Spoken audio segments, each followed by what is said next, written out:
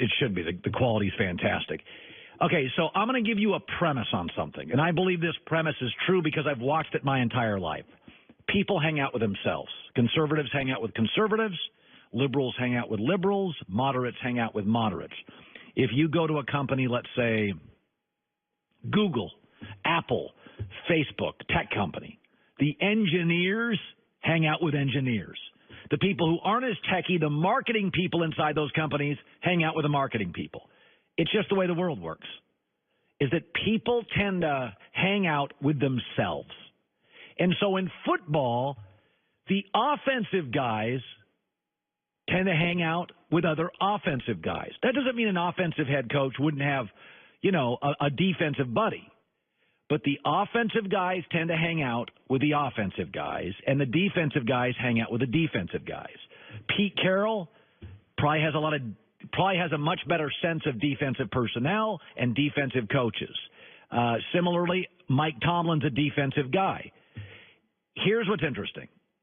So Big Ben and the Steelers, second week in a row, no points in the second half. That's with Juju Smith-Schuster.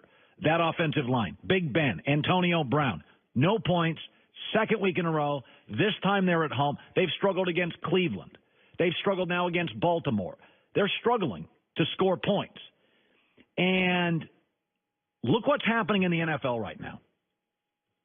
Cam Newton gets an offensive guy, Norv Turner.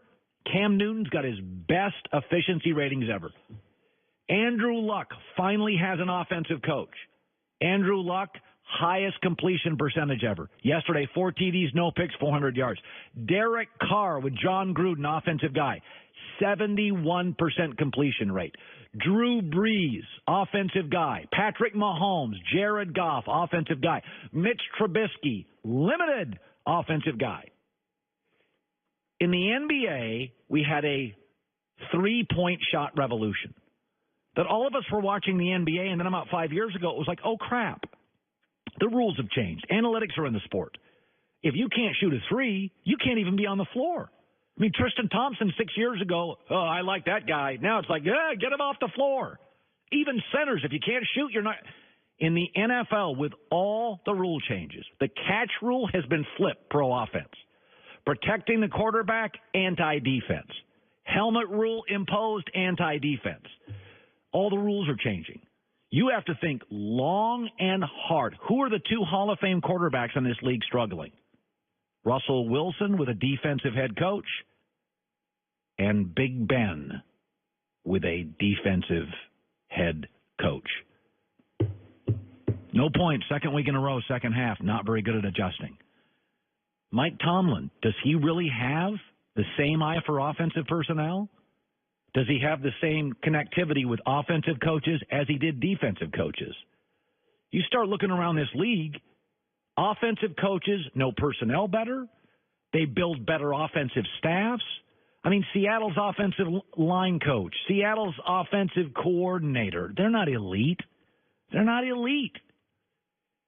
Who are the 2 Super Bowl quarterbacks right now that you feel are being under-supported? Big Ben and Russell Wilson. They have defensive coaches. I mean, I'm watching that. I'm watching Mitch Trubisky light the scoreboard up yesterday. I'm watching Jared Goff from Fisher to Sean McVay. It's like a different player. I mean, Doug Peterson. By the way, Frank Reich goes over. All of a sudden, look at Andrew Luck. Do you know Andrew Luck became only the second player in NFL history to throw for over 400 yards, 4 touchdowns, no picks, and lose? His numbers, Cam Newton's now got an offensive guy that used to be an offensive head coach. His numbers are going up. I'm telling you, if you're the New York Jets this morning, and you're the Bills this morning, and you're Arizona this morning, and you got rookie core, that's why everybody wants to fire Hugh Jackson. I keep saying with Hugh Jackson, be very careful about firing Hugh Jackson. Hugh Jackson knows offense. Baker Mayfield is way better served with an offensive coach than these young quarterbacks with a defensive coach. Just look around the league. Joy Taylor with the news. No. Heard on the news. This is the Herd Line News. Speaking of struggling on the offensive side of the ball, the Giants' offense continues to struggle despite adding new starters and a new coaching staff this offseason. So after another game, the Giants failed to score 30 points for the 36th consecutive game. Odell cannot understand why. I'm doing everything I can. I put my all into this. I've sacrificed everything, especially coming towards this year. I've sacrificed and made personal changes and done all I can to be the best teammate and bring everything that I can every Sunday. So it's a little disappointing when you have to leave like this. You know, you work way too hard, 5, 6 days a week for 60 minutes of football. So I hate to get out there and waste those 60 minutes. I think it's pretty simple. Eli Manning's a shot fighter. I think a lot of it's just Eli. I think Eli's been shot for 4 years. I'm watching that game yesterday, and I'm like, Barkley's not the problem. Odell's not the problem. They got a good young tight end. Sterling Shepard's not the problem. Pat Shurmur's won before. They're better on the offensive line.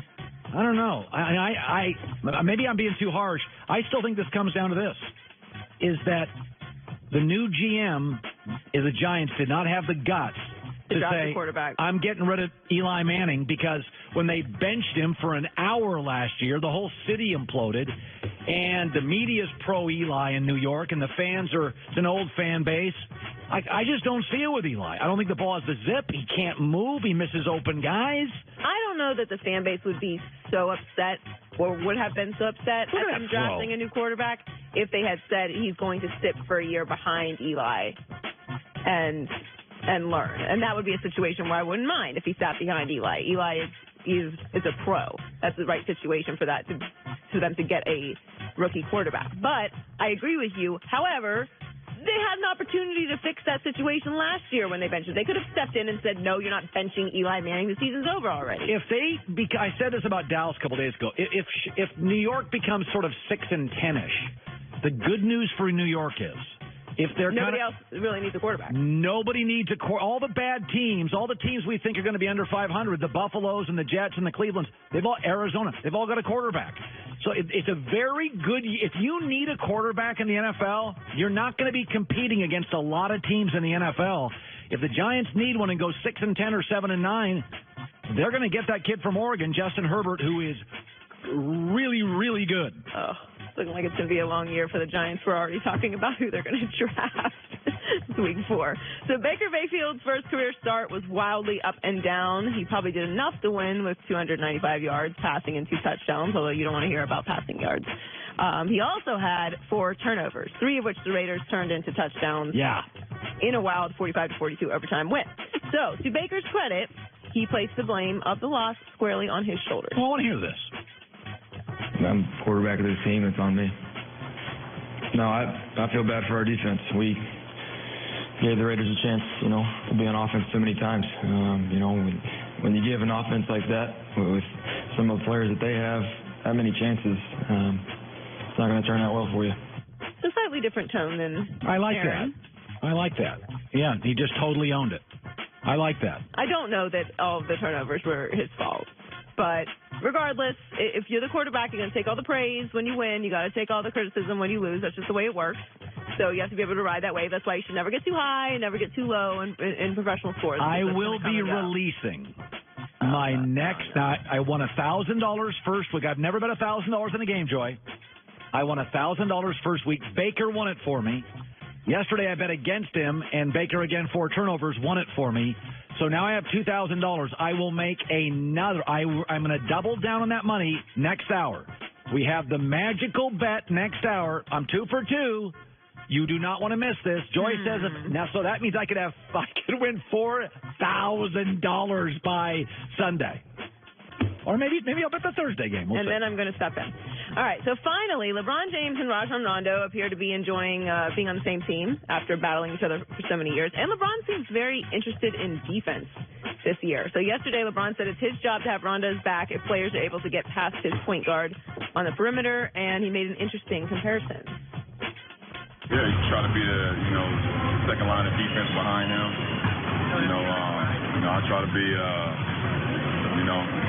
the Derrick Brooks of Warren Sapp. He's the guy right there in the front. He's gonna get in there, and then if the guy's able to break the first line, then I try to be that Derrick Brooks, right there, the second line of defense. So, or that Ray Lewis to the Air Reed. So So, at the end of the day, we want to protect each other, and, Rondo being the point of attack is my job as a safety or the linebacker to protect him.